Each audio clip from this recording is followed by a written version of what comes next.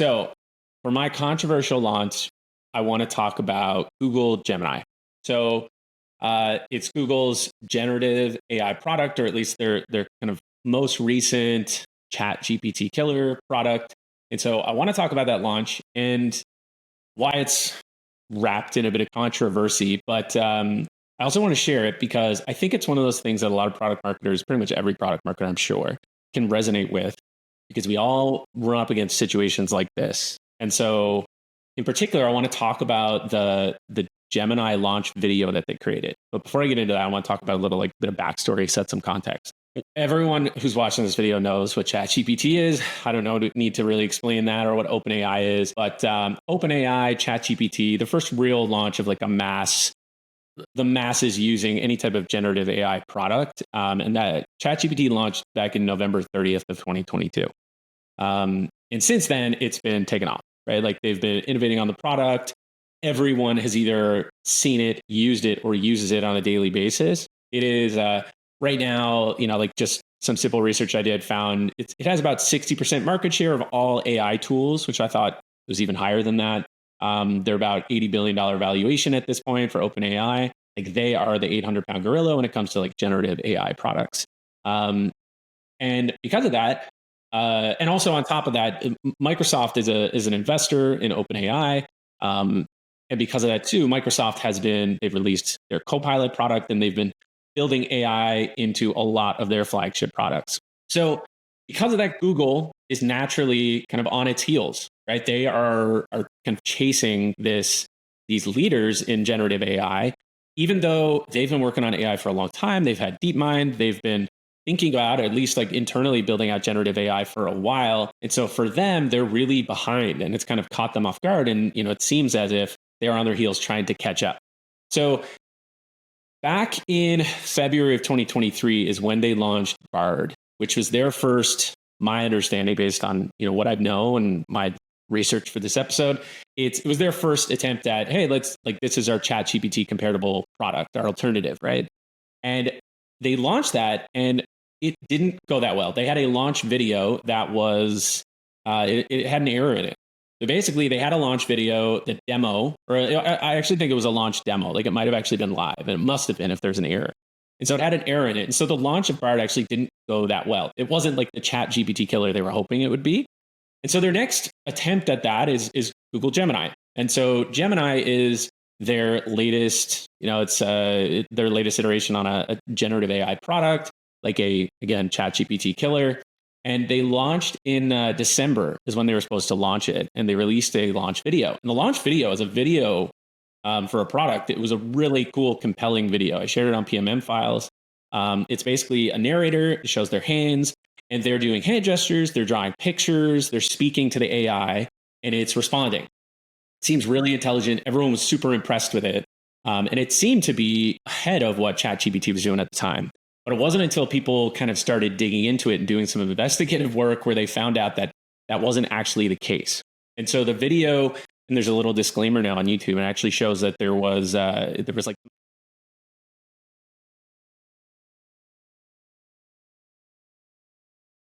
were based off text prompts. And so with some editing, they basically made it seem like it was looking at hand gestures, listening to voice, like reading things on a page and responding. And so they kind of made it seem like it was better, more capable than it actually was. And so I think about this, again, this is just based off my opinion, but thinking about the Bard launch and that video and how the video didn't go, or the demo didn't go that well. Now, when they launch Gemini, obviously it is super buttoned up. Everything looks perfect, but it's a little bit of smoke and mirrors where it's not actually where the product is at today. And, when Google was asked about it, like they were basically explaining, like we were showing what Gemini was going to be capable of in the future. Right? Like we're talking about like the vision of Gemini, what it's going to be capable of soon, but obviously not right now. And so a lot of people felt a little bit misled there, right? And so there's a lot of controversy around this fact that the Gemini video said it was capable of doing what it actually wasn't. And so that's why I chose this as like a controversial launch, because they ended up delaying the Gemini launch, and they didn't launch it until I believe like January, or just recently, like I think it was in January when they launched. And there's still a number of hiccups. They had to roll back their image generator recently. a number of things around the launch. But what I think and why I wanted to talk about it is because I think every product marketer who's watching this has been in a situation where you have a competitor who is ahead of you and they're the innovator. They're the one who is like continuously launching new things and new features and things that are getting people excited. And you're the one chasing. And you're in this like awkward position where you're getting pressure that you need to launch something that is a little bit of smoke and mirrors, right? It's something like, it's on the roadmap. We're working on it right now. It's going to launch in 6 months, but we're going to talk about it right now on the website. We're going to demo it. We're going to act as if it's available right now. And with something like Gemini, people can get in and see it right away, right? Like they can get in and see that it's a free product, and they can quickly know that it's not exactly what was talked about in the video. But for a lot of like B2B SaaS products, you got to put up cash and you got to, commit to a year-long contract before you get in and actually see what it's capable of. So I thought that it was something a lot of product marketers could resonate with, because even a company as large as Google, right, a massive company, still struggles with a little bit of this pressure where you got a competitor, you got someone setting the tone and like that pace, and you are trying to catch up, and how hard it can be when you really feel like it's really hard to catch up with them. So anyways, that was mine. Curious what you both think. And it took longer to explain that than I thought, but we're right on time. Yeah, you almost got to the 7 minutes. Love that. Yeah, what do you think, Tamara? Yeah, a couple of things come to mind. So first of all, when you mentioned the video, I was actually thinking about another controversy surrounding the video, which you kind of hit on, which was the Bard was like a live demo. And then with Google Gemini, it was a recorded demo video. And I think a lot of people were like, the fact that it was even recorded, let alone whether what was recorded was true or not, but the fact that it was recorded just like felt like a total cop out, and like, what are you even doing here? And so I thought that's what you were going to talk about, but we're not. So interesting thought, because that's what came up a lot for me when I've, viewed material around this. But I think you're talking about a really delicate balance about how much do you sell the future, particularly when you're in a competitive space or crowded space, or maybe even you're trying to create a category. I think people have done it well, though. What came to mind for me was what Asana did a few years ago. I don't know if you guys remember the video. It was like the founder of Asana came out with a video where it was very much just like, here's the future of where we're going. And I don't even remember if it was anchored in a specific product launch. I think there was functionality that came out that day, but it was less about that and it was more about the future. Although I think they communicated in a very effective way where it was like, here's where you're going and here's why you should join the journey, versus it sounds like what the miss was from Google's perspective was they didn't make it clear what was true today and what would be true tomorrow. Yeah, I think all just highlights the importance of like beta programs and alpha programs, like all of these like small, so that people can get in and see for themselves, like the power users, and actually give you decent feedback and actually prove that some things are real. Because again, like what Jason was saying, so many companies have been in this position to where like they need to like force something to the public in order to like save face and show that you're like working on something.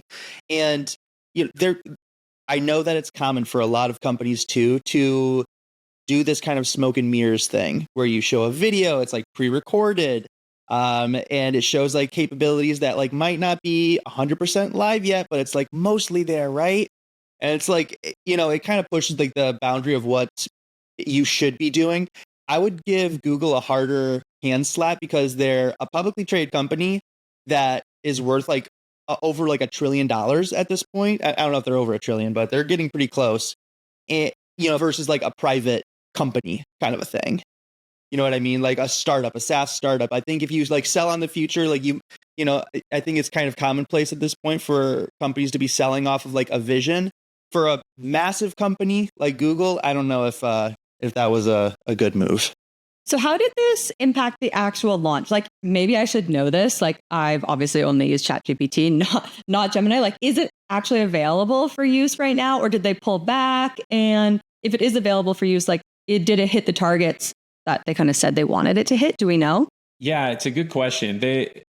I don't know about like, did it hit their internal targets, or I don't think it's going as well as they'd hoped.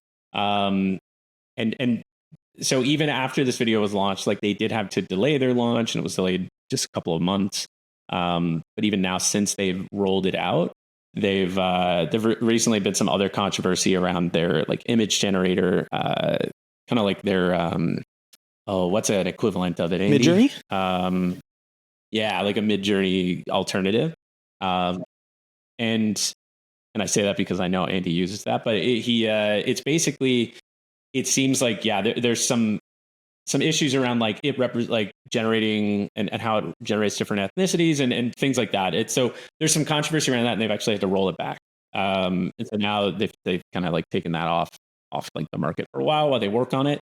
And so it does seem like the thing that I kind of see from this, again, it's just like the pressure to kind of try to move fast and make up time and make up space between you and a competitor just is causing even the likes of Google to try to like rush and everything not be, to try to, and like to have some stumbles along the way. So if anything, I share this so that people can know that we struggle with this in like every company we're at. Like a lot of product marketers struggle with this all the time. And I think that it's something that's normal, even in like the biggest, most successful, most streamlined companies that you think have it all figured out. But yeah. One thing we can agree with, though, is that Gemini is a much better name than Bard. Right? I mean, come on. Does anybody like the name Bard? When they came out with that, I was like, you've got to be kidding me. Like, that's the name you're coming out with this product? I mean, ChatGPT isn't like the most cool sounding name, but Bard, I don't know what that is. I don't know. No, Bard made more sense. It's like hit at like Shakespeare, right? The Bard. I think so. Like the writer. That's what I don't know. I assumed this whole time. Okay. All right. Okay. If it's Shakespeare, I can respect that. I think it is because they call Shakespeare the Bard. And so I'm assuming that it's like the writer, versus Gemini. I'm like, what is this, astrology? I have no idea. Like with a lot of these like AI, like, like they're always like using like sparkles and like all these like swishy, like very like magical kind of, I don't know. I feel like we've like, that's kind of like I don't know, like when it became like associated with like space and magic, but like that kind of is like the de facto like metaphor, I feel like, for AI right now.